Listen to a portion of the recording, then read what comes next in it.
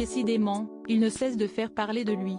Que ce soit avec la série Netflix longue de 6 épisodes, baptisée Harry et Meghan, et parue en décembre de l'année dernière, ou bien avec la publication de ses mémoires nommées Le Suppléant en version française, le prince Harry est au cœur de toutes les attentions.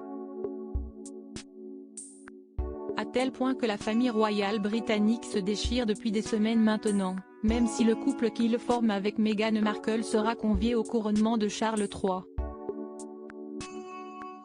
Et ce malgré leur expulsion de Frogmore Cottage.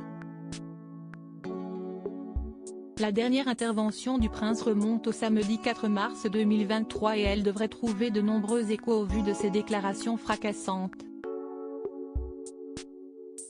Le duc de Sussex a ainsi accepté d'accorder une interview exclusive, en direct sur les réseaux sociaux, à Gabor Maté, un médecin canadien. Au cours de cet entretien très attendu et assez intimiste, le frère de William a pu évoquer de nombreux sujets, parmi lesquels la terrible mort de sa mère, la princesse Lady Diana, alors qu'il n'était encore qu'un jeune garçon d'à peine 12 ans. Elle m'a vraiment aidé, mais il a également pu parler en toute transparence de son rapport au paradis artificiel que sont les stupéfiants et l'alcool.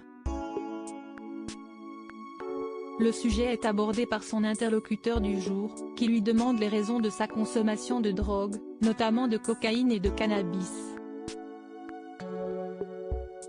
La première que vous avez mentionnée, la cocaïne, note de la rédaction, n'a rien fait pour moi, c'était plus un truc social. Cela m'a donné un sentiment d'appartenance et m'a probablement aussi fait me sentir différent de ce que je ressentais, a d'abord expliqué Harry, en accord avec ce qu'il affirme dans son livre. La marijuana est différente, elle m'a vraiment aidé, a-t-il ensuite développé. À propos de sa consommation d'alcool, le prince avance qu'il s'agissait plus d'une chose sociale. Il avance ainsi le fait que les psychotropes puissent aider à lutter contre certains traumatismes. Cela m'a tout enlevé et m'a apporté un sentiment de relaxation, de libération, de confort, une légèreté que j'ai réussi à conserver pendant un certain temps, déclare à ce propos le prince britannique de 38 ans.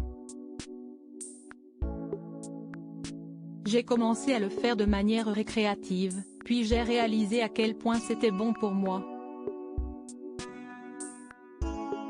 Je dirais que si est l'une des parties fondamentales de ma vie qui m'a changé et m'a aidé à gérer les traumatismes et les douleurs du passé, conclut-il à ce sujet.